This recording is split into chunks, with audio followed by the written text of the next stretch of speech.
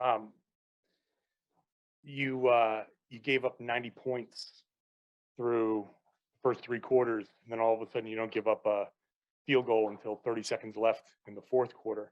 How do you explain that massive defensive turnaround? Just how we've been playing all year. Obviously, we would like to have started that early in the first three quarters and not give up those 90s. But just one of those games, Detroit plays hard. We all say they're a lot better than their record says. They got some guys that can go. So when you're playing a team like that and, the role that we've been on, sometimes you're going to have games where it's just a grind, and they made it a grind. And, we got our second win in the second half, and we turned up the heat.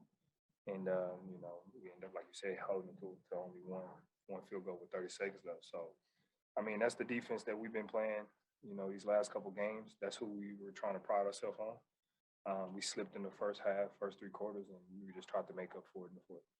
Those first three quarters, do you count that slip to, like you said earlier, like they kind of make it a grind, but how much of that is on you guys as well? Like, what's the split there?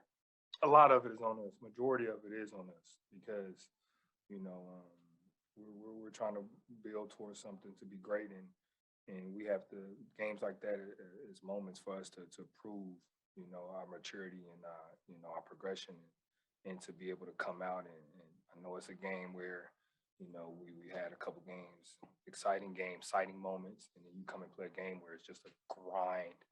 And that's where we got to thrive at. So it's majority us, but you got to give those guys credit as well. That Detroit team, like you said, made it grind in this one, made it grind in the last one, made it grind in the one before. And the guys that they have on that team that do that to you seem like they're going to be around for a while. Is this something that you're looking at this team and you go, we're going to have to deal with these guys for the near future, long term? Definitely. They got some great young guys over there that's, fighting themselves, finding the chemistry between each other, and just, finding ways to be in games. And, you got a team like that, it's definitely tough. So, they're going to be around for a while. So it's a team that we're going to see. And it's a team that we have to come out and impose our will on every time we get that chance. And not to keep gassing up the opponent, but guarding Cade Cunningham, what do you see out of him? Shoot, being a Dallas kid in Oklahoma State, I've been knowing Cade, playing against him before he was even here, before we was here. So, it's exactly what I thought. He's going to come out, and he's not going to be very, very flashy, very vocal. He got more of a JT personality where he's just laid back, quiet. But if you don't step up to play, he will make you pay. And we've seen that, today he came out rip in the first quarter, 13 points, and he was rolling, and didn't say a word. It was quiet, and he did his thing.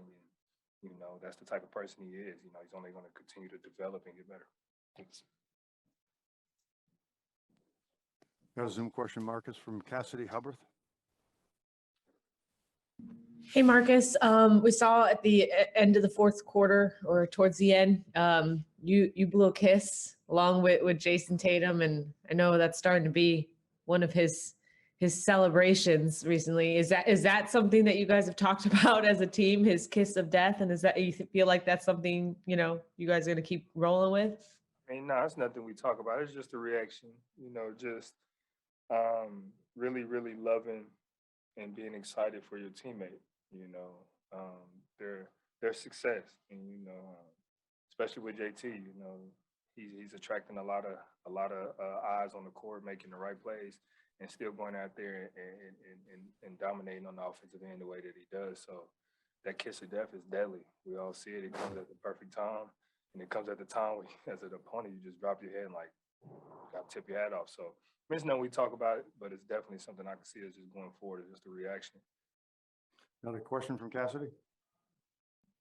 To your point, you just mentioned, Jason is a little more subdued, a little more calm, but have you noticed just how much more, how do I put this,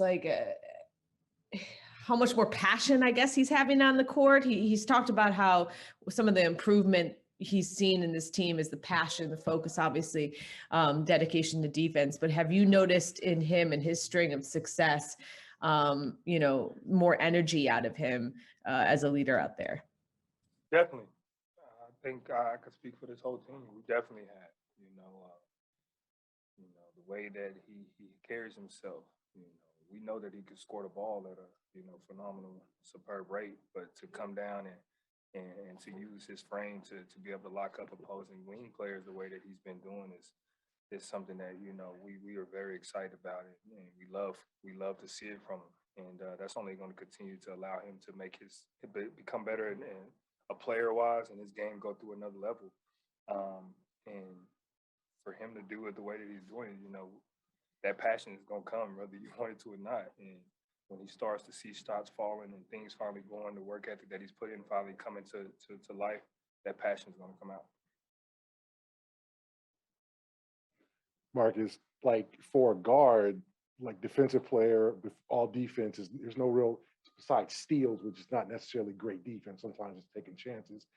How do you kind of declare yourself as one of the best defenders, or like, do you feel like I should win Defensive Player of the Year? How do you kind of take that when there's no tangible stats? How do you prove that every night? I mean, with centers, it could be block shots or that type of thing, but with guards, it's kind of hard. And a guard hasn't won the award in a while.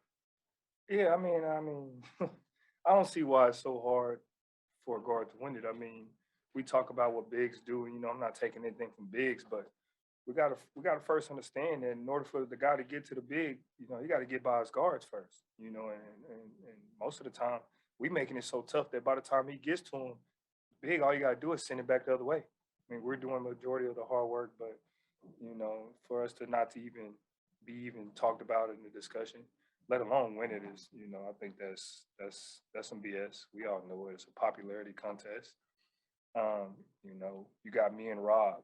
I mean, we're not even in the discussion for it on the best defensive team in the league. I mean, I think that says enough for us. So, I mean, I'm not too stressed about it. Like I said, I don't play the game for the individual accolades. I play the game to win games, and that's my job. And whatever comes with it, I'm blessed to be able an opportunity to be in a discussion or whatever. But it definitely is. It does suck for us guards who, you grind, you sacrifice your body. You're the one diving on majority of the loose balls. You're the one taking the charges. You're the one taking the bumps and the bruises and sending it to the big man and making sure, as individually, you do everything you can before he gets to that back line of defense. And, so it's tough. But like I said, for me, it is what it is. I'm here to win games, and that's what I care about. Is it up to you or the Celtics to create some type of campaign? Are you going to have to kiss babies and all that to let people know that you're the Defensive Player of the Year, or you feel like you are? I mean, listen, I think my game speaks for itself. You put me out there in front of anybody, and I promise you it's going to be a battle, and I promise you they don't want to see me in front of them just as much as, some players we don't want to be in front of as well as a defender. But we take that challenge. So I hope I don't have to kiss no babies. And I would hope that, the Celtics would, obviously for at least me or Rob, one of us have to get it in, really push that narrative. I tried pushing the narrative a long time ago. Still didn't get me nowhere. So for me, like I said, I'm not worried about that award. As long as we keep winning, I'm okay. Thank you.